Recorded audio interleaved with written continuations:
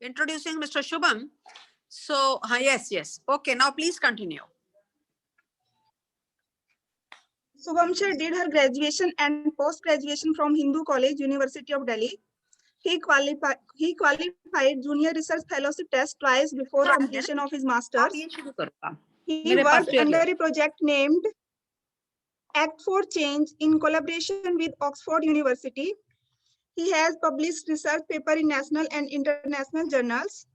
Presently, he is pursuing his PhD from Punjab University, Chandigarh, and working as an assistant professor in the Department of English, Government College, Narayangarh. Sir, let's good start. morning. Is my voice audible, Suniti ma'am? Yes, ma'am, you are audible. Yes, sir, you are audible. Okay, first of all, thank you so much for this warm welcome. And I am really thankful to the principal, Dr. Kiran, and the convener, Dr. Anuradha. And thank you so much, Suniti, for this warm welcome. Okay, so how many students do we have right now for this workshop? We have 33 students, sir. Okay, 33 students. So it's a workshop, so it will be more of an interactive session. Okay, students are also supposed to speak in the middle of the session. Which all streams are here? Students from which streams are here? Are there only arts students or science or commerce also? Sir, commerce also, sir. Commerce also. Suniti ma'am, can you please let the students speak? Sumiti, students are muted, Shubham. Okay, because okay, sometimes they create a problem. So that's why Sumiti is interacting.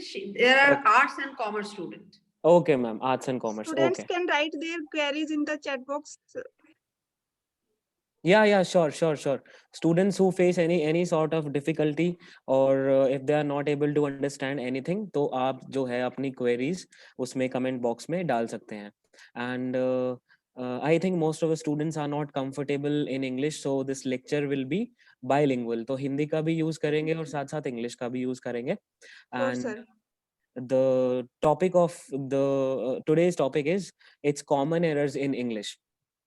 I hope my voice is pretty clear. Yes, sir. Students, देखो, common errors के बारे में हम बात करते हैं English में. common errors, what are common errors?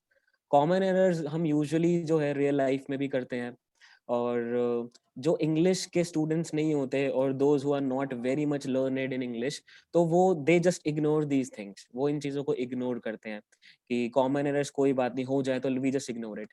But जो एग्जैक्ट जिसने पढ़ा होता है, ही और she knows that what is it all about. ठीक है, कि कहाँ कहाँ पे हम मिस्टेक्स करते हैं, कहाँ कहाँ पे हम मिस्टेक्स नहीं करते हैं. हम अपनी तरफ से पूरी कोशिश करेंगे कि उन मिस्टेक्स को हम इग्नोर करें या उन मिस्टेक्स को हम आगे आने ही ना दें. तो I would request miss Suniti to please share my PPT. Yes, sir, I'm sharing.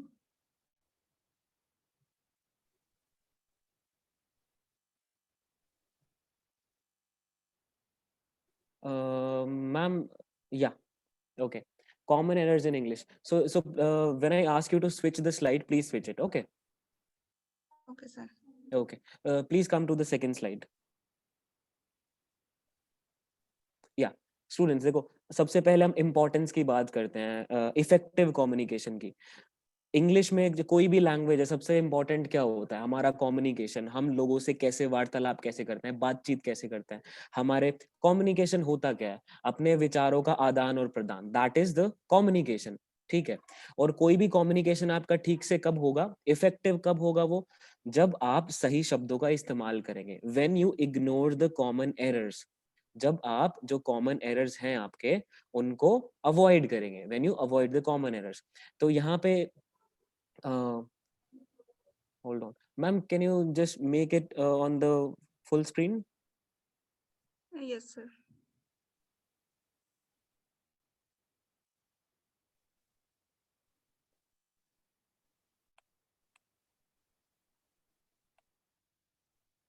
Thank you.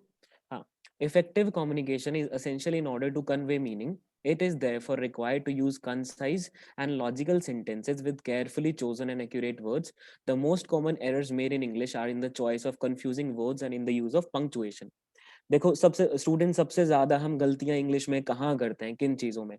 एक तो उन वर्ड्स में जो आइडेंटिकल होते हैं, जो लिखने में एक जैसे होते हैं और उनका प्रोनाउंसिएशन अलग होता है, या फिर जो लिखने में अलग होते हैं बट उनका प्रोनाउंसिएशन सेम होता है, या फिर जो लिखने में भी सेम होते हैं, प्रोनाउंसिएशन भी सेम होता है बट उनके कॉन्टेक्स्ट के हिसाब से उनका जो मीनिंग है वो चेंज हो जाता है. Their meaning changes with the context. Okay, so अभी हम आगे जो हमारा लेक्चर है उसमें वो सारा सब कुछ डिस्कस करेंगे, right? Ma'am please switch to the next slide.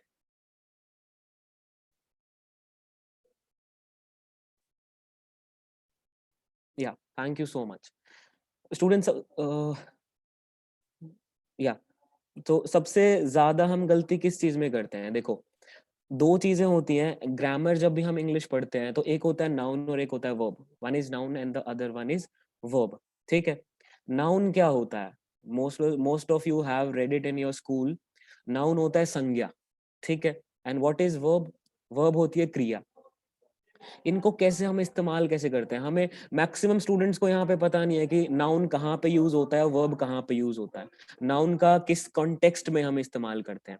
तो देखो ये जहाँ ये सबसे पहले हमने दो वर्ड्स दे रखे हैं. एक तो है AFFECT and the second one is EFFECT. Okay, maximum students का इसमें जो प्रोनाउंसिएशन होता है that is wrong. First one is pronounced as affect and the second one is effect. Effect, right? The first example is poor diet can affect your health. यहाँ पे जो ये affect है ये verb का यूज कर रहा है. अब दोनों में फर्क क्या है? देखो हम ना interchangeably यूज करते हैं, we use these words interchangeably, but हम उसको यूज नहीं कर सकते because both of them have separate meanings. affect का मतलब होता है पहले वाले का प्रभावित, कि हम किसी को प्रभावित करते हैं, ठीक है. And the second effect, it means प्रभाव, कि किसी चीज का असर क्या होता है, प्रभाव. You got it? So that's the difference between these two. Affect means प्रभावित एंड इफेक्ट मीन्स प्रभाव. तो अगर हम यहाँ पे बोलते हैं फर्स्ट एग्जाम्पल में poor diet can affect your health, right? तो यहाँ पे here in this sentence the word affect is used as a verb, whereas in the second sentence the effect of tornado was devastating, कि जो tornado का प्रभाव था वो बहुत ही भयंकर था. इफेक्ट, यहाँ पे इस इफेक्ट का मतलब प्रभाव, यहाँ पे ये संज्ञा के रूप में इस्तेमाल हुआ है, ठीक है. प्रभाव, प्रभाव कैसा था उसका, ठीक है. ऊपर क्या था सेंटेंस में? प्रभावित, तो वो वहां पे हमारी क्रिया हो गई है, ठीक. The second example is ADVICE advice and then advise. तो दोनों की प्रोनाउंसिएशन में थोड़ा सा फर्क है. There is this slight difference, hairline difference between the pronunciation of these two words. तो पहले वाले को हम बोलते हैं advice, sir, advice, okay. And the second one is advise. इसमें जो एस है वो ज की साउंड देता है, ज. जैसे जे के नीचे हम वो एक वो डॉट लगा देते हैं ना, तो ज की जगह ज बन जाता है. Advice and advise. अब इन दोनों में क्या डिफरेंस है? देखो सबसे पहले दे रखा है my advice is to see your doctor. जो ये सी वाला एडवाइस है, ADVICE, इसका मतलब होता है सलाह, राइट? सलाह. किसी को कोई हम ये सेंटेंस बोल रहा है my advice is to see your doctor, मेरी सलाह है कि आप अपने डॉक्टर को दिखाएं. यहाँ पे एडवाइस जो है वो नाउन हो गया. नीचे जो एडवाइस है ये क्रिया है, इसका मतलब होता है सलाह देना, राइट? इसका क्या मतलब होता है? सलाह देना. I advised him to see his doctor. मैंने उसको सलाह दी कि वह अपने डॉक्टर को जाके दिखाए, ठीक है. तो ऐसे हम इस तरीके से इस्तेमाल करते हैं. हमें इन we should keep in mind these minute details of English and English grammar, जिनको हम यूजुअली क्या करते हैं, we overlook these things, right? We are not suppose to overlook these things. Ma'am can you please switch to the next slide? Yeah thank you. उसके बाद students हम बात करते हैं कॉन्ट्रैक्शंस की, ठीक है. कि कॉन्ट्रैक्शन क्या होता है, सबसे पहले हमें ये समझना है what is a contraction. Contraction होता है किसी भी बड़ी चीज को छोटा कर देना, कॉन्ट्रैक्ट कर देना उसको, ठीक है। साइंस स्टूडेंट्स भी बैठे हैं यहाँ पे, उन्होंने काफी बार सुना कॉन्ट्रैक्शन, कॉन्ट्रैक्ट एंड एक्सपैंड। जैसे साइंस स्टूडेंट्स तुमने पढ़ा होगा कि साइंस में हमने इवन 10th क्लास तक सबने पढ़ा है, जो आईज होती है हमारी, eyes cornea, we have cornea in our eyes, वो लाइट पड़ती है तो कभी कॉन्ट्रैक्ट होता है and then it expand. Contract means सिकुड़ जाना, कि किसी बड़ी चीज को हम छोटा कैसे करते हैं। तो सबसे पहला है इट्स एंड इट्स। यहाँ पे दोनों का, ये जो हमारे पास वर्ड्स हैं, 2 वर्ड्स हैं, इन दोनों का प्रोनाउंसिएशन जो है वो सेम रहता है। इट्स भी ऐसे ही बोला जाएगा, फर्स्ट वाला भी it's and the second one is also it's. दोनों में डिफरेंस क्या है? Let me just take this example. Jane bought a new car and its color is black. ठीक है, यहाँ पे जो इट्स का यूज हुआ है ये पोजेसिव प्रोनाउन है। हम पोजेसिव प्रोनाउन की बात कर रहे हैं। पहले तो मैं ये बता दूं कि प्रोनाउन होता क्या है। प्रोनाउन होता है सर्वनाम, ठीक है। सर्वनाम हमने पढ़ा है, सर्वनाम कौन से होते हैं? जैसे कि जो नाउन की जगह पे यूज होते हैं, ठीक है। Those words which are used in the place of nouns, they are pronouns. For example, अगर मान लो मैं बोलूं Shubham is a good boy, okay, next sentence में मैं बोलूंगा he also likes to study, तो जो ही है वो शुभम की जगह पे आ गया है, ठीक है। हम बार बार इंग्लिश में ऐसे नहीं लिखते Shubham is a good boy, Shubham likes to read books, Shubham eats food. तो हम क्या करते हैं, नाउन की जगह प्रोनाउन यूज करते हैं। He, she, it, all these are pronouns. तो यहाँ पे जो Jane bought a new car, its colour is black, यहाँ पे जो इट्स है इसका मतलब है इसका, हिंदी में इसका, इट्स होता है इसका, ठीक है। एंड नेक्स्ट जो इट्स है, जिसमें हमने ऊपर ये कॉमा लगा रखा, जो we have this apostrophes, it's raining outside. यहाँ पे जो इट्स है, आई टी अपोस्ट्रोफी एस, इसमें जो ये होता है ये शॉर्ट फॉर्म होती है, आइदर इट इज और इट हैज, ओके। हम कई बार शॉर्ट फॉर्म में, जैसे for example, I will give you one more example, we sometimes write he will को हम कैसे लिखते हैं? How do we write he will? He double L, he'll, right? तो these are contractions. दोनों वर्ड्स का सेम मीनिंग नहीं होता, ठीक है। इट्स और इट्स दोनों में फर्क होता है, right. Next example is your and your. The first your is तुम्हारा, ठीक है। Your dress is really good, this is again a possessive pronoun. ये फिर से सर्वनाम है। पोजेसिव का मतलब क्या होता है कि आप उस चीज को, कि वो चीज किसी चीज पे बिलोंग करती है, ठीक है। योर ड्रेस, किसकी ड्रेस? मेरी dress, that means possessive pronoun, ठीक है। योर मतलब तुम्हारा।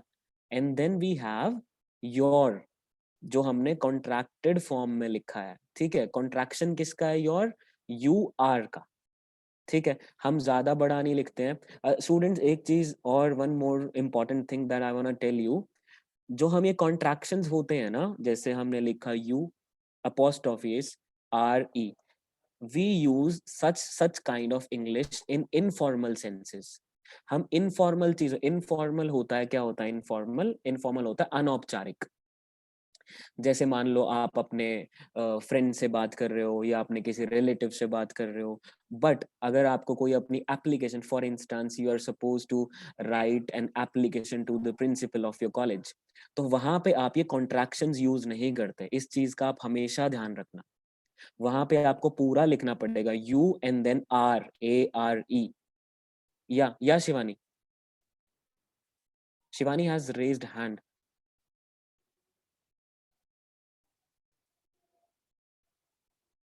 Ma'am, can you please unmute Shivani? I think she has a question to ask.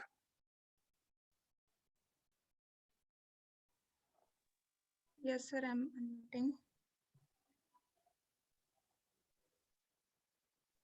Or we can do one thing, Suniti ma'am. Students, please write down your queries. We can have all your queries at the end of the session. I think that would be much feasible for all of us. Yes, sir. Okay, thank you. Right, तो students, इस चीज का ना हमें we have to take care of these things कि हमेशा formal जो things होती हैं, आपने प्रिंसिपल को लेटर लिखना है। Ma'am please do not switch to the next slide. Yeah, thank you. Ma'am, previous slide, please. Suniti ma'am, previous slide. Please get back to the previous slide. Yeah. तो students जैसे आप principal को letter लिख रहे हो या फिर application लिखने में हमें बहुत प्रॉब्लम आती है कि हम एप्लीकेशन लिख रहे हैं प्रिंसिपल को, हमें पता ही नहीं एप्लीकेशन में लिखना क्या है। मैक्सिमम स्टूडेंट्स गलत करते हैं। जैसे एप्लीकेशन में ना आपको एक और दिक्कत आती है, हम योर की बात कर रहे हैं, यूअर, यू आर, तो एंड में एप्लीकेशन के शब्द जब खत्म होती है योर्स सिंसियरली हम लिखते हैं, राइट? हम लिखते हैं ना योर्स ओबीडियंटली और योर्स सिंसियरली। वहां पे जो योर्स होता है उसमें उसकी स्पेलिंग होती है, the spelling of that word is YOURS। उसमें आर और एस के बीच में अपोस्ट्रोफी एस कभी नहीं आता, ठीक है? वहां पे हम ये चीज इस्तेमाल नहीं करते, वहां पे हम ये कॉन्ट्रैक्शन का यूज नहीं करते, ठीक है? Ma'am please next slide.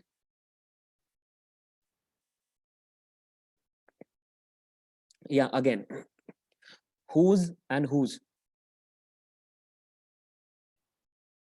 Okay, तो यहाँ पे भी सेम है, whose जो है अपोस्ट्रोफी एस वाला whose, it is a contraction of what? who is। उसको हमने शॉर्ट फॉर्म में लिख लिया, जैसे हमने बोल दिया who is watching the television, ठीक है? हम इट्स लाइक कि summing up things कि फटाफट बोल देना who is watching television, complete informal sense. जो हम आपस में वार्तालाप करते हैं, you know we communicate with each other, friends के साथ, रिलेटिव्स के साथ, पेरेंट्स के साथ, तो वहां पे हम इन चीजों को यूज कर सकते हैं, who is watching the television, ठीक है? नेक्स्ट है whose watch is this, possession. यहाँ पे हुज का मतलब है किसका, हिंदी में, राइट? हम हिंदी में इसको क्या बोलते हैं? किसका, ठीक है? कि ये घड़ी किसकी है। तो दोनों वर्ड्स में there is a slight difference. Okay, next slide ma'am please.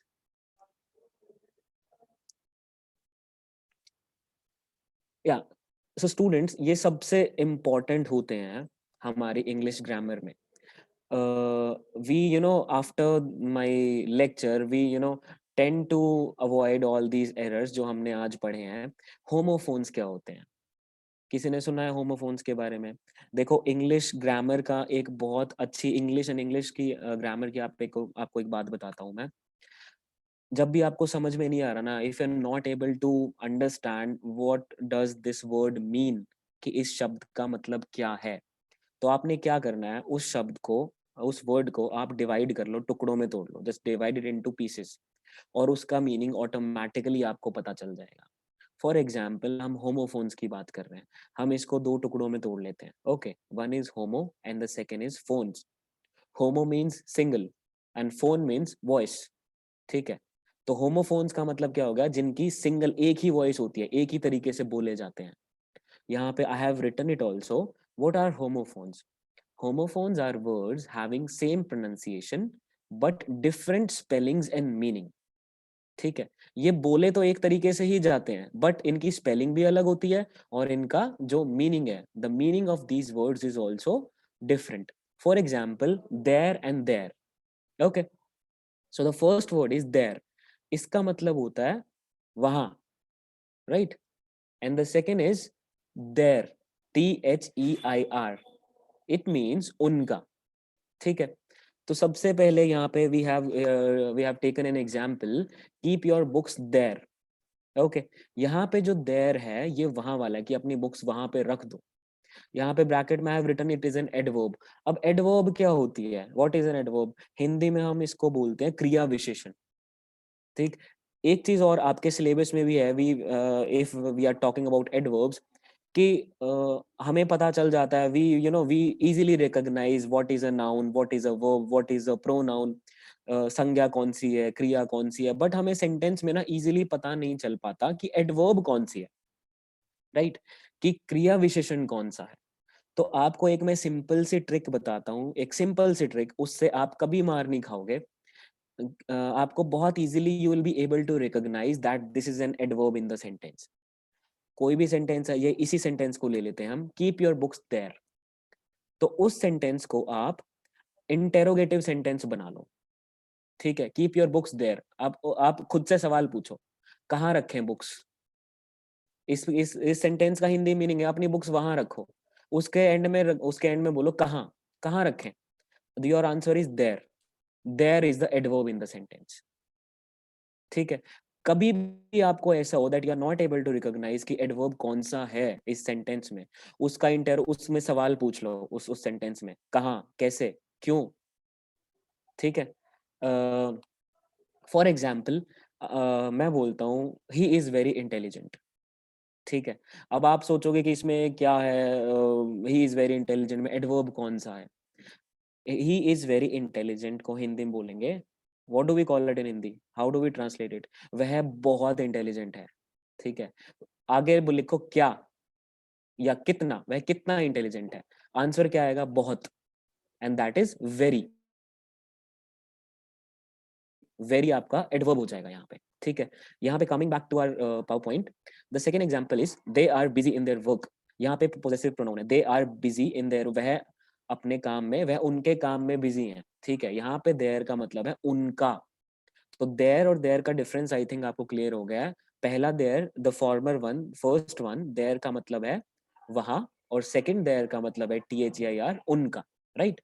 The second example is accept and except. ठीक है. दोनों को सेम बोला जाता है, बट फर्स्ट एक्सेप्ट का मतलब होता है कि स्वीकार करना किसी चीज को, to agree to something. Right. To agree to something. And the second except is which starts with an E. इस एक्सेप्ट का मतलब होता है के अलावा. राइट.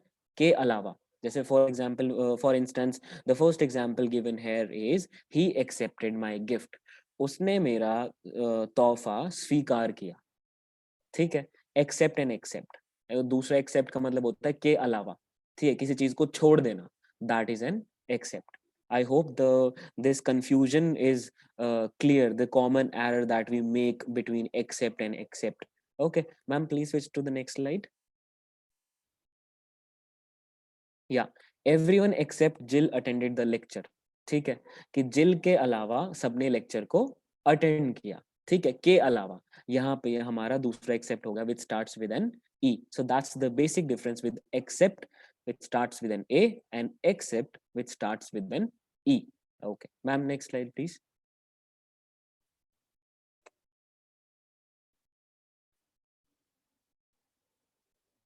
हाँ, ये देखो, ये बहुत important, these words are very important, quite and quite. ठीक है. The first word, the former one, QUIET. ठीक है. इस क्वाइट का मतलब होता है शांत, silent, making very little noise. Okay. And the second one quite, QUITE, it means, Hindi में इसको बोलते हैं काफी. ठीक है. Absolutely, to a certain degree और extent. Taking an example, first example हो गया है, it is a quite village surrounded by mountains and rivers. ठीक है. या फिर हम क्लास में, जैसे आपके टीचर्स, कई बार आप लोग बहुत ज्यादा शोर मचाते हो, तो टीचर्स कई बार बोलते हैं please keep quiet.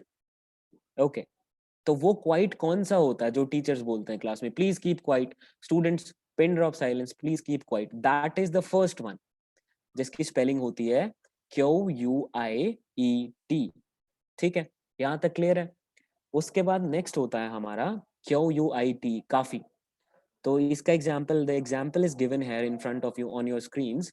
It is quite cold outside. आज बाहर काफी ठंड है. ठीक है.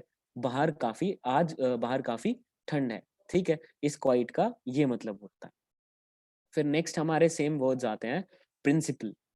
Both are pronounced as the same. Principle and principal, दोनों में फर्क क्या होता है. आप एप्लीकेशन लिख के लेके जाते हो, कई बार तो स्टूडेंट्स जो प्रिंसिपल की स्पेलिंग है वो बाद वाली लिख देते हैं, PRINCIPLE. That is not the right spelling.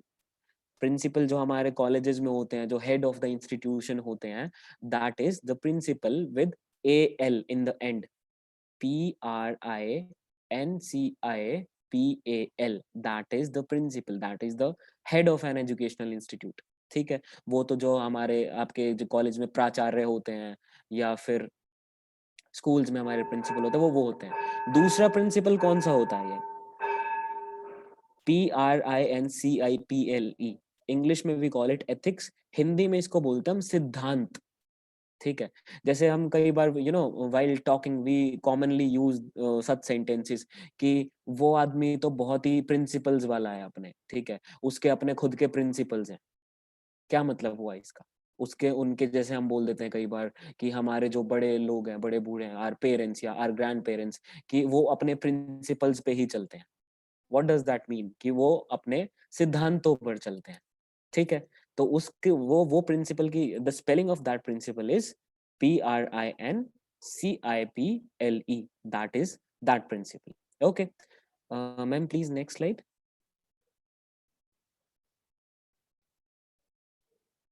या one more word, alter and altar.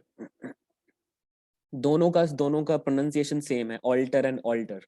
First alter का मतलब the meaning of the first alter is change, कि कुछ बदलाव, कुछ चेंज करना, कुछ बदल देना। Nobody can alter the course of time, ठीक है। ये जो वक्त चला जा रहा है इसको कोई नहीं बदल सकता, या जो होना है वक्त के साथ जो होना है उसको कोई नहीं बदल सकता। No one can alter it, ठीक है। नेक्स्ट ऑल्टर जो है ALTER, इसका मतलब होता है जैसे ये ऑल्टर होता है, हम यूजुअली जो चर्च होते हैं, चर्च में जहाँ पे आगे जो जीसस क्राइस्ट का जो वो होता है, स्ट्रक्चर होता है, उससे पहले एक एक एक प्लेटफॉर्म सा बनाया जाता है, दैट इज एन ऑल्टर, ठीक है। जहाँ पे हम जाके अपनी ऑफरिंग्स देते हैं, जो भी वहां जाते हैं, जो भी हम मान लो किसी टेम्पल में जाते हैं या फिर कहीं पे मॉस्क में जाते हैं, तो जहाँ पे वो चीज आगे चढ़ाते हैं हम, वो जो प्लेटफॉर्म होता है, दैट इज एन ऑल्टर, ठीक है। उसकी स्पेलिंग होती है, the spelling of that is ALTAR। For example, she place the flowers on the altar. उसने अपने जो फूल थे वो ऑल्टर पर रखे। जो TER होता है उसका मतलब होता है चेंज करना, ठीक है। So these are minute and basic hairline differences between these words, ठीक है, which which we should not avoid. These differences we should keep in mind every time, all the time, whenever we are writing something to anyone, चाहे friends को भी लिख रहे हो, किसी को भी, जो जिसको इंग्लिश का ज्ञान है ना, वो तुरंत पकड़ लेगा कि ठीक है आपको नहीं आता ये बेसिक बेसिक चीजें। Next word is bear and bear. ये जो फर्स्ट वाला बेयर इज भालू, एंड द सेकंड वाला इज अल्कोहल, बियर, जो यूजुअली विच पीपल टेक। तो एक तो फर्स्ट पहली बात ये है कि जो भालू वाला बेयर होता है इसको हम बियर नहीं बोलते, ठीक है। It's not bear, it's bear, bear, okay. And the second one is bear, ठीक है। पहली बात तो इसका प्रोनाउंसिएशन।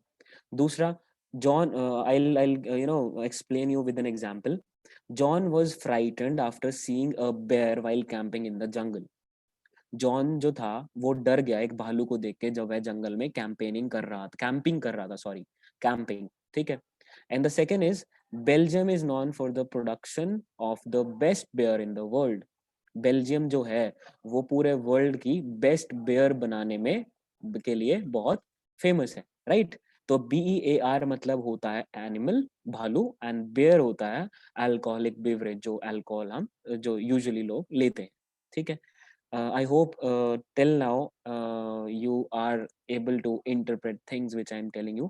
आपको समझ में आ रहा होगा सारा का सारा। Ma'am please switch to the next slide. Suniti ma'am, please switch to the next slide.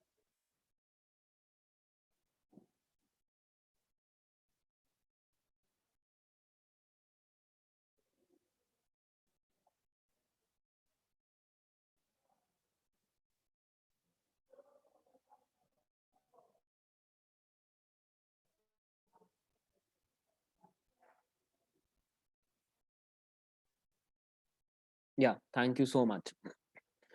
The next topic is that we will cover is homographs. ठीक है, अब homographs होते क्या हैं? सबसे पहले हम homographs की बात करते हैं। Words that are spelled the same but have different meanings and usually different pronunciation. एक word है, इसकी spelling तो यही है, but ये ना जैसे जहाँ पे इस्तेमाल होता है इसका meaning भी बदल जाता है, और इसकी spelling जो है वो भी बदल जाती है। नहीं सॉरी, spelling नहीं, इसका जो meaning है वो change हो जाता है, और साथ में इसकी pronunciation है, the way we speak it, it also changes, ठीक है। For example, the first example is BOW, right? इसको हम क्या बोलते हैं? Most of you will pronounce it wrong. BOW. What is BOW? It's चलो मैं आपको ना एग्जाम्पल देके बताता हूँ. I'll give you an example for that. The first sentence is, in monarchy, subjects are supposed to bow before their king. Right? यहाँ पे जो bow है इसको बोलते हैं झुकना. जैसे हम झुक के किसी को, वो आपने पहले टाइम में देखा होगा कि जो राजा महाराजा होता है उसके जो संतरी वगैरह और मंत्री वगैरह होते हैं, वो उनको ना झुक के ऐसे वो करते हैं, बेंड होके उनको क्या करते हैं, रिस्पेक्ट देते हैं. ठीक है? That BOW is bow. Okay. And the second is, bow and arrows were used for hunting in earlier times. This BOW, a piece of archery. ठीक है? जो bow and arrow होते हैं, वो धनुष और बाण. ठीक है? bow धनुष को बोलते हैं. Right? So this is the basic difference. इसमें क्या है? Word is same, bow. ठीक है? BOW. बट ये जहां पे यूज होता है इसकी स्पेलिंग भी चेंज हो जाती है एंड इसका मीनिंग भी चेंज हो जाता है. Both the things change with context. Right? Same is with LEAD, the second example. LEAD. ठीक है? तो ये जो वर्ड है, ये कहीं पे तो इसको हम लीड बोलते हैं. ठीक है? कहीं पे हम इसको लेड बोलेंगे. ठीक है? राइट? तो yeah. Yes, Okay. yes, Shobham, very I'm nice. I'm so sorry for the disturbance, ma'am. Yeah. The second example is LEAD. Okay. कहीं पे हम इसको lead बोलते हैं and sometimes we use it as lead. Okay. I'll explain you with an example. The children were playing with lead soldiers. Okay, this would be a bit difficult to you. We can replace soldiers की हम जगह हम ball ले लेते हैं. ठीक है? The children were playing with lead balls. यहाँ पे जो लेड है ये एक धातु का नाम है. मेटल मीन्स धातु. एक लेड होता है ना, धातु, जिसको धातु होता है वो लेड. ओके. वहां पे हम इसको लीड नहीं बोलेंगे. Will not call it as lead. This is led. Right? But in the second sentence if you look, he takes the lead in every project. यहाँ पे LEAD का मतलब है कि हम सबसे आगे रहना. हम बोलते हैं ना कि भाई इंडिया पाकिस्तान का मैच है और इंडिया ने तो 50 रन की लीड ले रखी है. ठीक है? That is that lead. LEAD. और ऊपर क्या है? स्पेलिंग इज सेम बट जो मीनिंग है दैट इज डिफरेंट. ठीक है? In the above sentence it is led not lead. Right? Ma'am please switch to the next slide.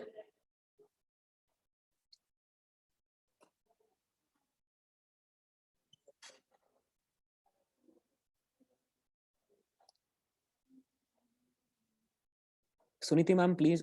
Yeah, thank you. Yes, sir. Yeah, thank you so much, ma'am. Hanji students. And the third example is MINUTE. देखो कोई इसको कभी minute बोलता है, कोई कुछ बोलता है, बट इसका भी क्या होता है, कॉन्टेक्स्ट के हिसाब से we it's pronunciation changes. For example, हम पहला एग्जाम्पल लेके मैं आपको सारी चीजें समझाता हूँ. There are 60 minutes in an hour. 1 घंटे में 60 मिनट होती हैं. ये तो इसका हो गया हमारा पहला pronunciation, minute, minutes. Okay. Second is, John observed very minute details of the painting. Minute होता है, minute का देखो हिंदी में मतलब होता है काफी बारीकी से. ठीक है? जैसे मैं if I ask, I have used this word minute many times in this presentation. अगर आप लोगों ने गौर किया हो तो students. Minute details, जैसे मैं बार बार बोलता हूँ, we tend to forget these minute errors in English grammar. हम ये जो माइन्यूट बारीकियां होती है ना इंग्लिश ग्रामर की, ये हम अवॉइड कर देते हैं, हम भूल जाते हैं, हम ध्यान नहीं रखते इन चीजों का. ठीक है? So this is minute. Spelling is same but the meaning of the word changes with the context. Okay, I hope this is clear to you. Ma'am next slide please.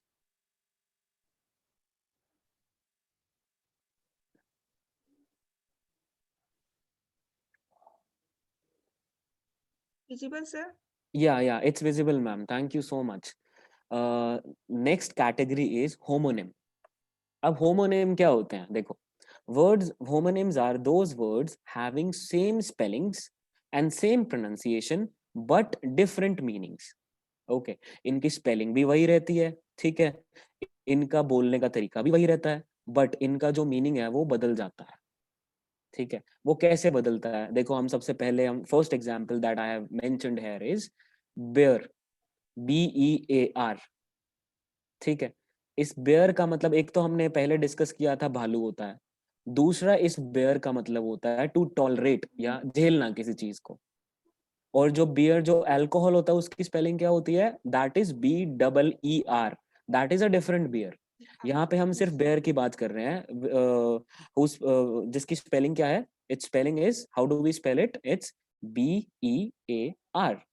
okay, I just look at this example.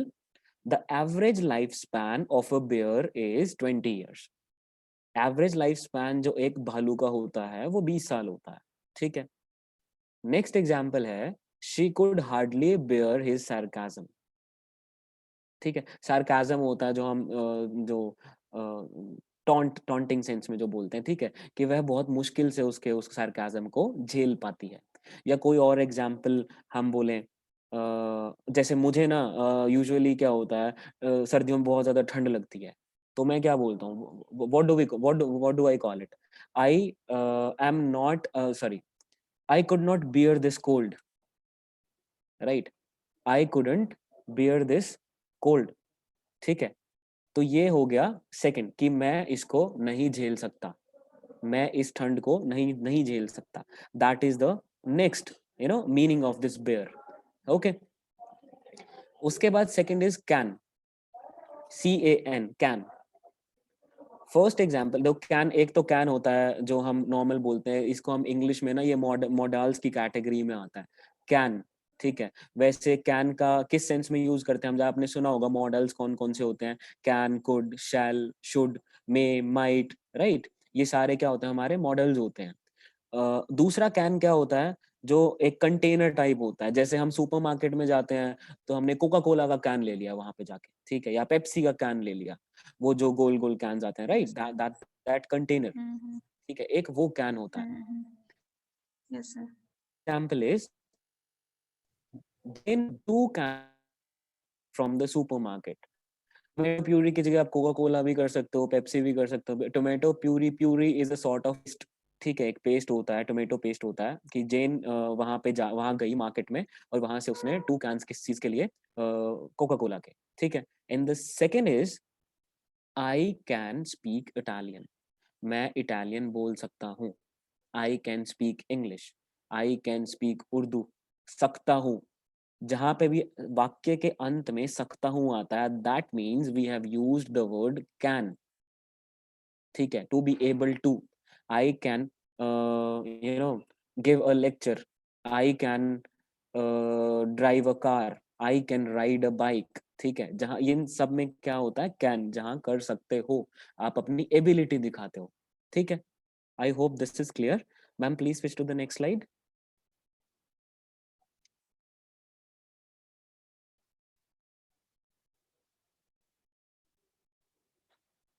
Okay, yeah, so here the word is kind. Okay, और इसके दोनों उसमें क्या होता है, इसके मतलब बदल जाते हैं।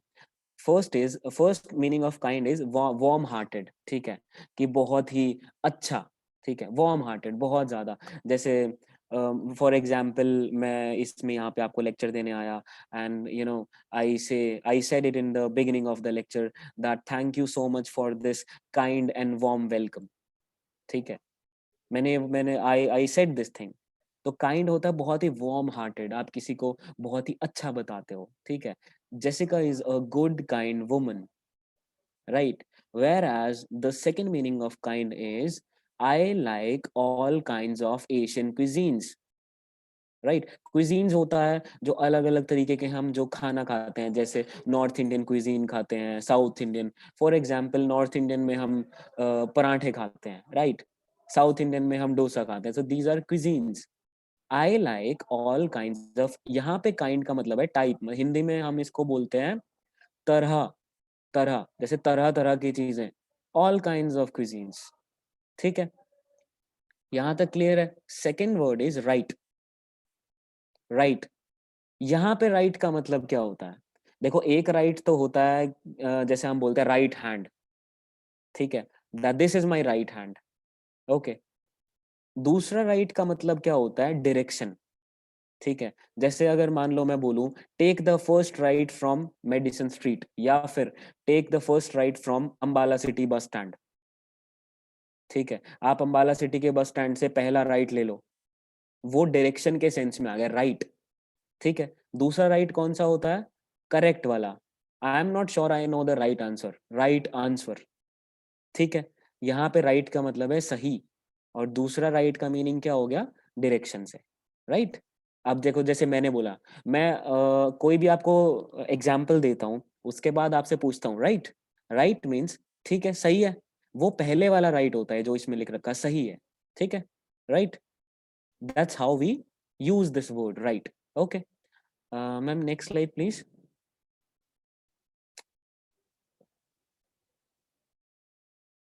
Yeah, mistakes made in spellings. Firstly, we'll talk about these two words, then and then. Spelling दोनों के देखो, बोलने में दोनों एक जैसे रहते हैं, देन एंड देन। एक चीज स्टूडेंट्स आपको हमेशा याद रखनी है, जो ये सेकंड वाला है ना, THAN, ये हमेशा कंपैरिजन में यूज होता है। We always use it when we are comparing two things. कहाँ पे? ठीक है, जब हम दो चीजों को कंपेयर करते हैं तब हम हमेशा THAN का एग्जाम्पल वो यूज करते हैं। Example is here, John is taller than Marco. Okay, for और आई से Rahul is better then Shubham.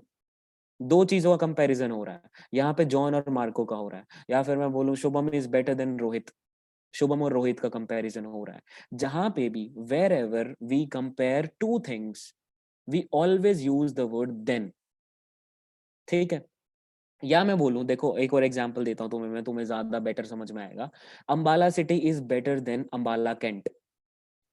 ठीक है, यहाँ पे हम दो चीजों को कंपेयर कर रहे हैं, कि एक अंबाला सिटी को, दूसरा अंबाला कैंट को।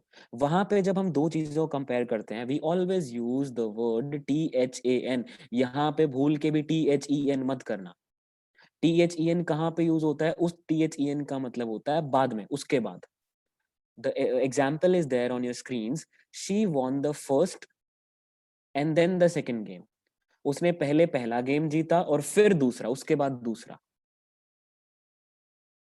ठीक है, या मैं बोलूं आपको अब हम कहीं जैसे शादी वादी में जाते हैं, ठीक है, वहां पे हम we have lots and lots of different kinds of food. अब यहाँ पे काइंड देखो मैंने कौन सा यूज किया है, काइंड्स, अभी मैंने लास्ट स्लाइड में बताया था आपको। We have different kinds of food, मतलब तरह तरह के। तो वहां पे हम क्या बोलते हैं, मैं आपको बोलूंगा क्या कहते हैं कि first have this dosa and then go to the desserts. पहले डोसा खा लो, उसके बाद आप मिठाई खा सकते हो। ठीक है, एंड देन, उसके बाद। तो दैट इज THEN। यहाँ पे आपको THAN यूज नहीं करना, राइट। Next is loose. मैं students, whenever I teach in class here in college also, I always put emphasis on this word lose. This is very very important, very much important. Lose, LOSE, LOOSE। ठीक है, हम दोनों का pronunciation जो है वो same रहता है, loose. If you have note pen and notebooks, आप साथ में एक और वर्ड लिख सकते हो, LOSS, दैट इज लॉस। तो हमें ना इन तीनों वर्ड्स का मतलब ही समझ में नहीं आता, लूज, LOSE, LOOSE, या LOSS, loss, loose, lose. Where do we use these terms, पहले हम इसकी बात करते हैं, लूज एंड लूज, LOSE। इसको लॉस नहीं बोलना आपने, LOSE is not loss, it's lose. Okay, the first example is, you can lose extra weight by exercising regularly. ठीक है, यहाँ पे जो lose है वो किस सेंस में यूज हुआ है, क्रिया की सेंस में, वर्ब की सेंस में। यहाँ लूज होता है, you can lose extra weight, कि आप उस चीज को, जैसे वेट है हमारा, उस चीज को छोड़ सकते हो। ठीक है, किसी चीज का चला जाना, दैट इज लूज, LOSE, खो जाना, किसी चीज का खो जाना। ठीक है, जो सेकंड है LOOSE, इस लूज का मतलब होता है ढीला। ठीक है, for example I say the T shirt is too loose. ठीक है, देखो यहाँ पे लूज जो है वो एडजेक्टिव है। अगर हम पहले की बात करते हैं नॉर्मल इंग्लिश ग्रामर की, तो यहाँ पे एडवर्ब कौन है? I give you 10 seconds to recognise कि इस सेंटेंस में एडवर्ब कौन सा है। This T shirt is too loose. आप अपनी नोटबुक्स पे लिख लो एक बार अगर आपको पता हो तो। This T shirt is too loose. जिनको नहीं समझ में आया कि इसमें एडवर्ब कौन सा है, एक चीज याद कर लो, मैंने पहले भी बोला था, I told it to you earlier also. उस सेंटेंस को हिंदी में बनाओ, ट्रांसलेट करो और उसके बाद उसमें क्वेश्चन डाल दो। वह इसमें क्या कहते हैं, इसमें क्वेश्चन क्या है, ये हमारा सेंटेंस क्या है? This T shirt is too loose. यह टी शर्ट काफी ढीली है। एंड में लिख दो इसके कितनी। आपका जवाब मिल जाएगा काफी। एंड काफी मीन्स टू। सो टू यहाँ पे एडवर्ब हो गई हमारी। लूज यहाँ पे एडजेक्टिव हो गया। एडजेक्टिव कैसे हो गया? लूज एडजेक्टिव क्या होता है? विशेषण। और विशेषता किसकी है? ये टी शर्ट की। ठीक है, टी शर्ट की विशेषता है कि वह ढीली है, तो ये लूज वो वाला हो गया, ढीला। ठीक है, या कई बार हम ऐसे बोलते हैं ना, this screw is loose, my jeans is loose. ठीक है, ढीली है, दैट इज LOOSE। और आउट ऑफ द ब्लूज एक और मैं तुम्हें एक वर्ड बताता हूँ, LOSS, जिसके बारे में बात कर रहा था, दैट इज लॉस। वो लॉस होता है, उसका मतलब होता है नुकसान। ठीक है, तो इन तीन वर्ड्स को कभी भी आपने कंफ्यूज नहीं होना, नेवर नेवर गेट कंफ्यूज। ठीक है, लॉस LOSE, LOOSE या LOSS, तीनों में there is this slide difference. Right, यहाँ तक समझ में आ गया सबको? Ma'am please switch to the next slide.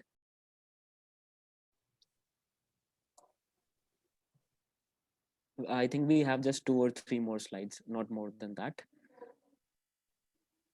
Visible, sir? Yeah, ma'am, it's very much visible. उसके बाद the next example we have is LATER/LATTER। पहले वाले को हम बोलते हैं later, बाद में। और ये दूसरे वाला इसको हम बोलते हैं letter, letter। ठीक है, I'll see you later। अच्छा, ये देखो सबसे पहले ये जो पहला एग्जाम्पल है I'll see you later, इसमें I'll है, I अपोस्ट्रोफिस डबल L। ये क्या किया है हमने यहाँ पे? हमने अभी 5-6 स्लाइड्स पहले भी डिस्कस्ड अबाउट इट। ये कॉन्ट्रैक्शन कर दिया हमने, कॉन्ट्रैक्शन, सिकोड़ दिया, वर्ड को छोटा कर दिया है। अभी हमने पढ़ा भी था इसके बारे में। I'll see you later। ठीक है, मैं लेटर का मतलब होता है बाद में, कंपैरेटिव ऑफ लेट है। ठीक है, कंपैरेटिव सेंटेंस होते, कंपैरेटिव बोलते हैं इनको, जैसे गुड बेटर। गुड का कंपैरेटिव क्या होता है? बेटर। लेट का क्या होता है? लेटर। ठीक है, and the next letter is latter. ठीक है, I prefer the latter one. Latter का मतलब होता है बाद वाला, हिंड मोस्ट, जो सबसे एंड में मेंशन किया जाए, जिसको लास्ट मेंशन्ड, उसको हम लेटर बोलते हैं। ये ना दो वर्ड्स होते हैं स्टूडेंट्स, जो एक दूसरे के ऑपोजिट होते हैं। इसका लेटर का ऑपोजिट होता है फॉर्मर। ठीक है, former and latter, latter and former. और ऊपर वाला लेटर जो होता है सी यू लेटर, उसका मतलब होता है बाद में। Right ma'am, please switch to the next slide. या this is very important, each and every, usage of each and every, कि हम ईच एंड एवरी का यूज कहाँ करते हैं, कैसे करते हैं। एक तो देखो, whatever is there visible on your screen, please read it out. Each refers to an individual object और person, while the term every refers to a group of objects or persons lumped together as one। each का मतलब होता है एक इंसान, कोई भी, या कोई भी एक ऑब्जेक्ट। ठीक है, एवरी का मतलब क्या होता है? बहुत सारे ऑब्जेक्ट्स या बहुत सारे पर्सन्स को जब हम एक बना के, एक एंटिटी बना के बोलते हैं उसको, एक एंटिटी। ठीक है बहुत सारे, बट हम उनको काउंट एज वन ही कर रहे हैं, एक ही काउंट कर रहे हैं। ठीक है, फॉर एग्जाम्पल एवरी ग्रुप। ठीक है, ग्रुप में लोग तो बहुत सारे हैं, बट हम उसको एक ही काउंट कर रहे हैं। देखो यहाँ पे एग्जाम्पल देता हूं मैं, एवरी आर्टिस्ट इज सेंसिटिव। यहाँ पे जो एवरी आर्टिस्ट है, यहाँ पे आर्टिस्ट जो वर्ड है, इसमें हमने बहुत सारे आर्टिस्ट के बारे में बात की है। स्टूडेंट्स मिस्टेक्स कहाँ पे करते हैं, वो लिख देते हैं एवरी आर्टिस्ट, आर्टिस्ट के बाद एस लगा देते हैं, उसको प्लूरल बना देते हैं। एवरी के बाद आप ये अगर यूज कर रहे हो तो आपने उसको कभी प्लूरल नहीं बनाना है। Never never do that mistake, never in your life. Second is each artist sees things differently. यहाँ पे जो ईच के साथ आर्टिस्ट यूज हुआ है, ये हम एक आर्टिस्ट की, किसी एक आर्टिस्ट के बारे में बात कर रहे हैं। ऊपर जो आर्टिस्ट है वहां पे एवरी यूज किया है, वहां पे हमने बहुत सारे आर्टिस्ट की बात की है, बट हम उसमें आर्टिस्ट के साथ एस नहीं लगाएंगे। We will not make it a plural. Okay, हम उसको सिंगुलर ही रखेंगे। We will keep it as a singular thing, as a singular entity. तो एवरी, ईच स्टूडेंट्स नहीं होता, ईच स्टूडेंट होता है। इन चीजों का बहुत ध्यान रखना है तुमने। एवरी आर्टिस्ट नहीं होता, एवरी स्टूडेंट्स नहीं होता। फॉर एग्जाम्पल, अगर आपके कॉलेज में कोई इवेंट है, ठीक है, तो हम बोलते हैं ईच स्टूडेंट इज इनवाइटेड या एवरी स्टूडेंट इज इनवाइटेड। ठीक है, तो ये ईच एंड एवरी का बहुत छोटा छोटा सा वो रहता है, तो ये आपको ध्यान रखना है। Next is, in addition, the word each is used when there are only two objects in question. ठीक है, जब सिर्फ दो ऑब्जेक्ट्स हों, हम इसके बारे में एग्जांपल लेके बात करते हैं। Jessica wore anklets on each ankle. ठीक है, Jessica wore anklets on every ankle. every ankle नहीं होता, each ankle। ठीक है, ankle क्या होता है? ankle, एंकल का पता है आप लोगों को? एंकल होता है जहाँ पे हम जो एंकलेट्स होती हैं, जो हम पायल पहनते हैं, you know the accessories that women wear, those are anklets. तो यहाँ पे हम एंकलेट्स के बारे में बात कर रहे हैं, एंकल के बारे में बात कर रहे हैं, दो ऑब्जेक्ट्स के बारे में बात कर रहे हैं, बट वो ऑब्जेक्ट एक ही है। ठीक है, पैरों के बारे में बात कर रहे हैं, उनको हम अलग अलग काउंट नहीं करते। We will count it as one entity only. So the right sentence is Jessica wore anklets on each ankle. Wore क्या है यहाँ पे? वॉर होता है वियर का second form, wear wore worn. ठीक है, राइट? यहां तक आई होप आप लोगों को समझ में आ गया है ईच एंड एवरी का difference. Okay ma'am, please switch to the next slide.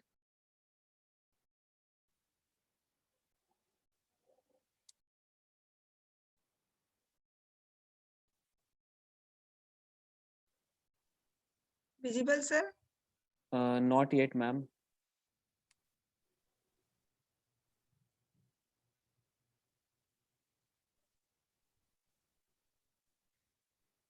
या it's, yeah Now, ma'am, sir? it's visible now. Students are busy writing their attendance. Students attendance पे ध्यान मत दो, वो वैसे भी हो जाएगा। Just look at the content. ठीक है, आप कंटेंट देख लो एक बार, ये काम आएगा, अटेंडेंस काम नहीं आएगी ऑनेस्टली। यहाँ पे हम पहले इसकी बात करते हैं, the confusion between singular and plural in use. अच्छा देखो, कुछ मैं सिंगुलर प्लूरल की, if I have time, okay I will take 5 more minutes. हम ना उनकी बात करते हैं सिंगुलर प्लूरल की।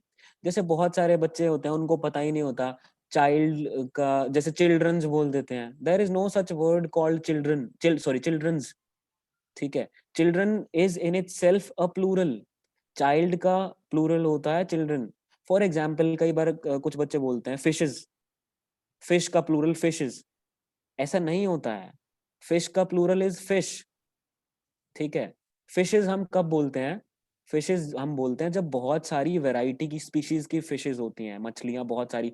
फॉर एग्जाम्पल, हम बोलते हैं कि इस तालाब में ना डॉल्फिन भी है, शार्क भी है, वेल भी है। So there are 3 kinds of fishes in the pool, in the C.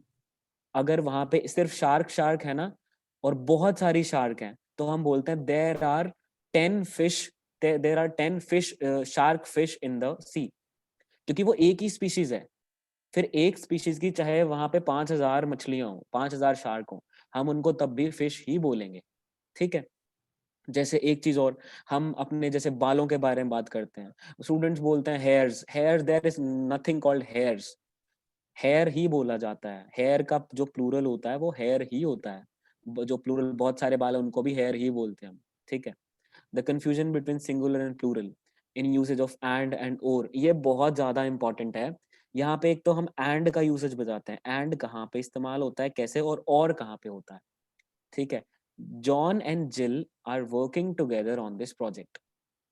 John and Jill, John और जिल, यहाँ पे हम दो एंटिटीज को काउंट करेंगे, जॉन और जिलो, क्योंकि इनके बीच में एंड है, तो हम उसके बाद आर का यूज करते हैं, ठीक है।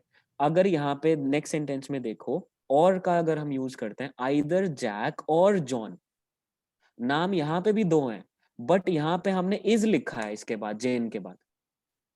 ऊपर वाले सेंटेंस में हमने जॉन एंड जिल लिख के फिर और आर लिखा है, राइट। नाम दोनों जगह, दोनों सेंटेंसेस में दो बंदों की बात हो रही है, बट ऊपर हम आर का यूज कर रहे हैं प्लूरल, नीचे हम इज का यूज कर रहे हैं। वाई? बिकॉज ऊपर वाले में दो एंटिटी काउंट होती हैं जब हम एंड का यूज करते हैं, John and Jill, right. And second one is either Jack और जेन, या तो जैक या फिर जेन, हमने दोनों को नहीं काउंट करना है, हमने एक ही को काउंट करना है, या तो जैक को या जेन को, इसलिए हम इज यूज करते हैं। ऊपर क्या है, जॉन एंड जिल, दोनों, जॉन भी और जिल भी, इसलिए हम आर का यूज करेंगे, ठीक है। ये चीज आपको, you have to keep this thing in your mind. Next slide please ma'am.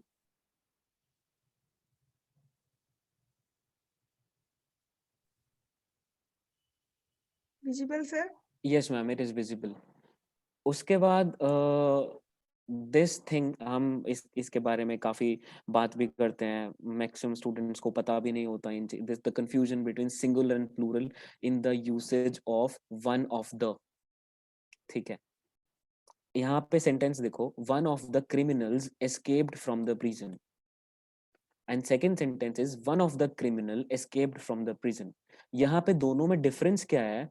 Criminal word को देखो एक बार आप, ऊपर लिखा है criminals and in the second sentence it is criminal.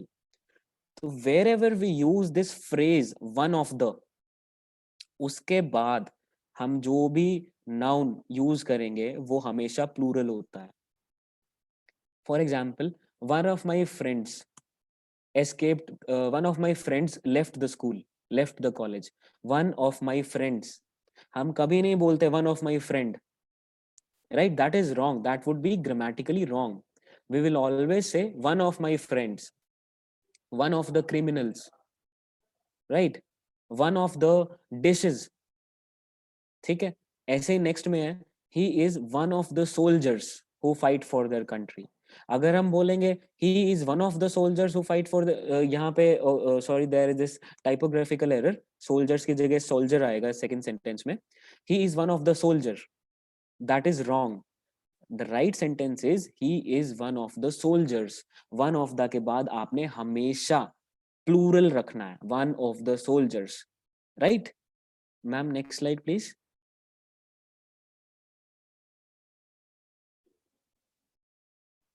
Punctuation errors.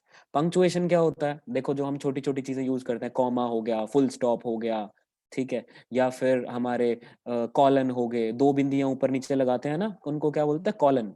और ऊपर एक बिंदी और नीचे कॉमा लगाते हैं, उसको बोलते हैं सेमी कॉलन, ठीक है। दो हमने ऊपर दो कॉमास ऊपर की साइड लगा दिए अलग अलग, तो उसको बोलते हैं इन्वर्टेड कॉमास, ठीक है। अगर ऊपर एक कॉमा लगा दिया तो उसको हम बोलते हैं अपोस्ट्रोफिस, ठीक है। तो कॉमास की हम बात करते हैं, use commas to separate 3 or more words, phrases and clauses written in a series. 3 or more words क्यों लिखा है हमने यहाँ पे कि जब 3 or more वर्ड्स आए तभी कॉमा यूज करना है? वो इसलिए लिखा है क्योंकि अगर सिर्फ दो चीजें होंगी हमारे पास तो उसमें तो हम एंड का यूज कर लेंगे।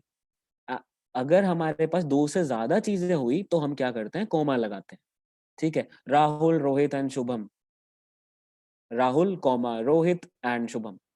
अगर सिर्फ दो होंगे, रोहित एंड शुभम, तो एंड आ जाएगा, कॉमा की जरूरत ही नहीं है। Rahul, Rohit, Shubham and Harsh, Rahul, Rohit, Rahul comma Rohit comma Shubham and Harsh, ठीक है। तो जहां पे 3 से ज्यादा वर्ड्स हो, 3 या 3 से ज्यादा फ्रेजेस हो या क्लॉजेस हो सीरीज में, तो वहां पे we always use comma. Okay, next slide please ma'am. Okay, use comma to set apart parenthetical phrase in a sentence. Example, my friend Jessica who lives in Delhi is a yoga teacher। इस sentence में क्या है? ये जो comma हमने दोनों जगह use किए हैं ना, इसमें जो ये बीच वाला पार्ट है, who lives in Delhi, that is an additional part। आप इसको हटा भी दोगे ना, उसके बाद भी ये सेंटेंस बिल्कुल ठीक बन जाएगा। देखो, my friend Jessica is a yoga teacher, हमने कॉमा इसमें लगा दिए तो इसमें एडिशनल इंफॉर्मेशन दी है। हमेशा एडिशनल इन्फॉर्मेशन जब हम देते हैं, my friend Jessica comma who lives in Delhi is a yoga teacher, इसमें बीच वाला पार्ट हटा दो, it will make a full good sentence, my friend Jessica is a yoga teacher, right? And the second is use comma after introductory clauses और phrases.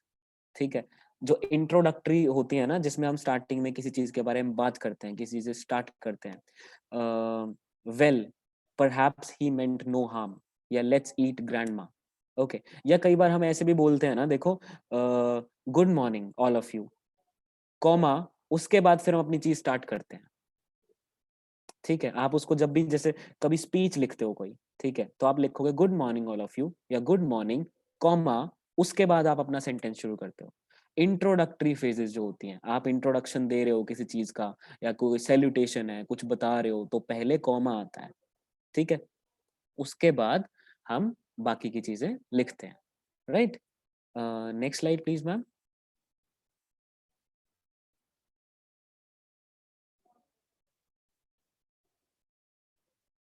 Okay, apostrophe. This is the last topic that we will be covering. Apostrophe क्या होता है? जो हम word के बाद ऊपर एक छोटा सा कॉमा लगाते हैं, उसके बाद एस लिख देते हैं, दैट इज एन अपोस्ट्रोफियस। ओके, इसका मतलब क्या होता है? हम पोजेसिव नाउन बनाते हैं उसको। Use an apostrophe to form a possessive noun. Possessive का मतलब होता है कि कोई चीज किसी को बिलोंग करती है, ठीक है, किसी चीज उसकी है वो चीज। Example, my brothers chemistry teacher is retiring this month. ठीक है, ब्रदर्स, यहाँ पे ब्रदर के बाद ऊपर अपोस्ट्रोफी आया है और फिर एस आया है। ठीक है, माई ब्रदर्स केमिस्ट्री टीचर, इसका मतलब बन जाता है ब्रदर का। ठीक है, अभी मैंने आपको बोला था कि अगर आप ना ऐसे नहीं जैसे देखो, हम एक बात करते हैं, हम बोलते हैं हैप्पी चिल्ड्रंस डे। ठीक है, अब आप बोलोगे कि सर अभी तो आपने बोला था कि चिल्ड्रंस तो कोई वर्ड ही नहीं होता, चिल्ड्रन होता है, प्लूरल चिल्ड्रन ही होता है। वहां पे जो चिल्ड्रंस डे पे हम जो लिखते हैं चिल्ड्रंस, उसकी स्पेलिंग में क्या होता है? Children apostrophe S.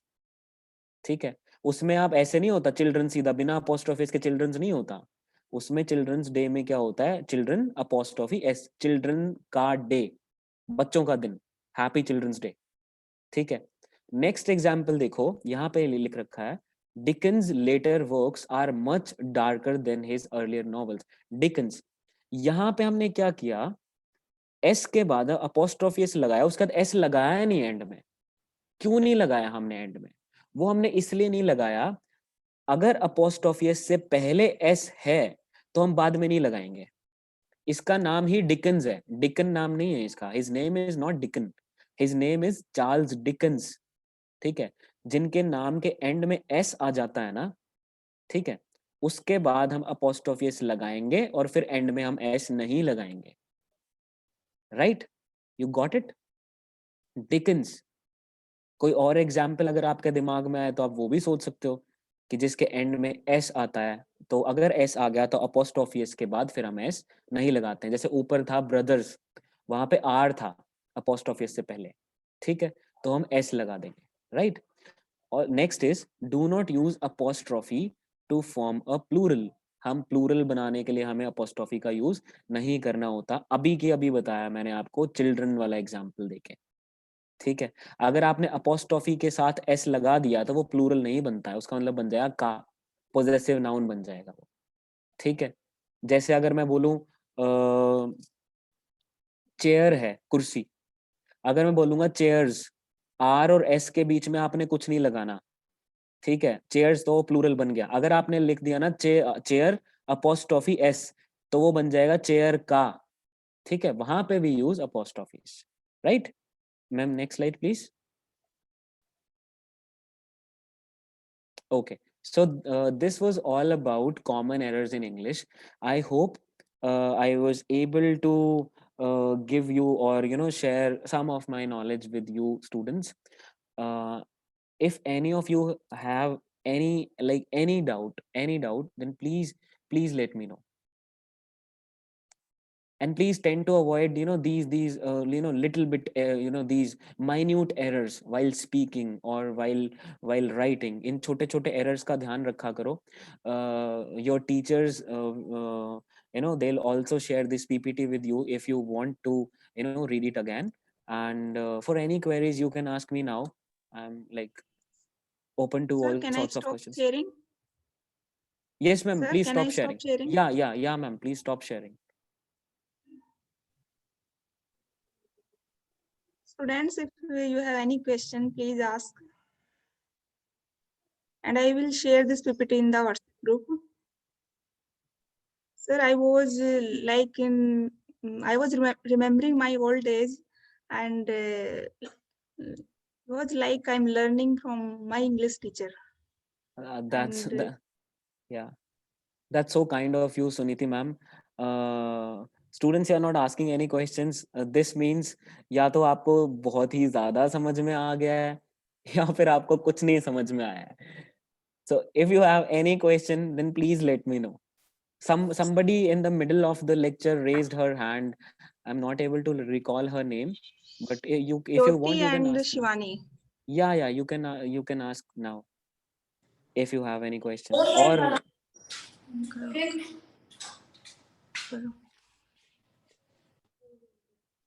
Students, you can unmute yourself.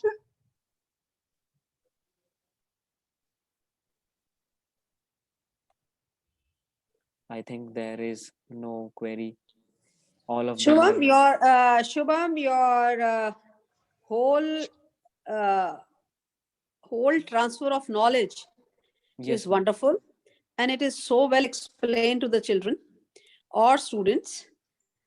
I hope they should not have any question.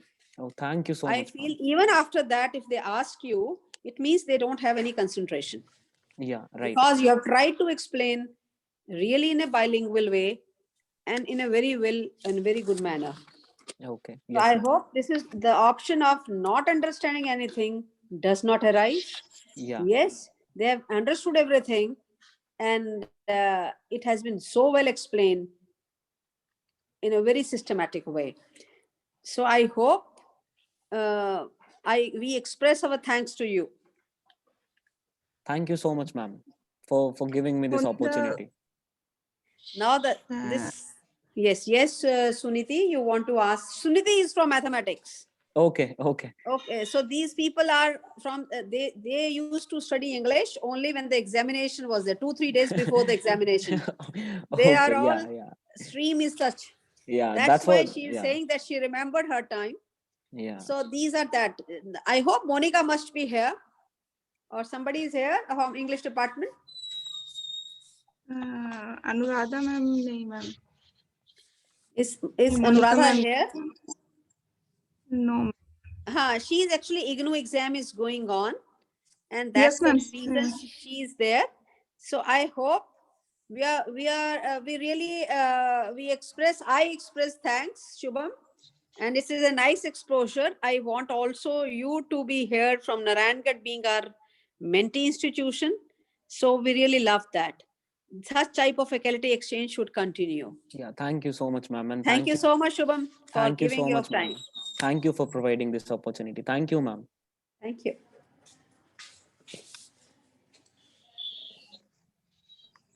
मैं जा रही हूँ फिर। Unmute करो Anuradha ma'am. Thank you, Principal Ma'am, for appreciating and our efforts. Sunidhi, will you propose a vote of thanks, formal vote of thanks? On the behalf of our entrepreneur cell, I would like to express our sincere thanks to Shubham sir for giving such an excellent talk.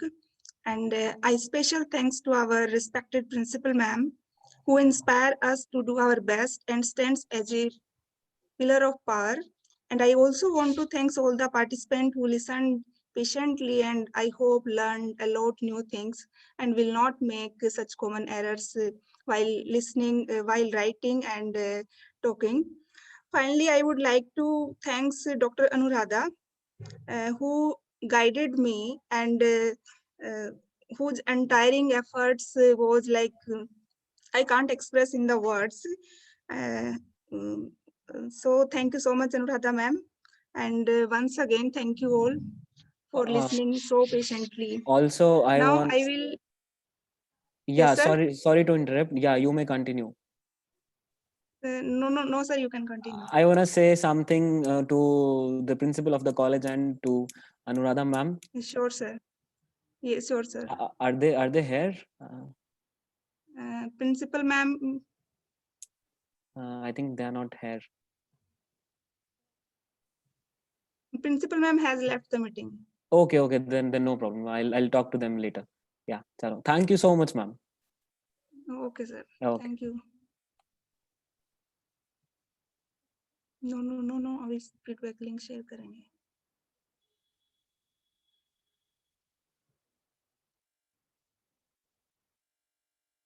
Students, please wait. We will share the feedback link. Anuradha ma'am को mute करना था यार. खुद नहीं कर रहे थे.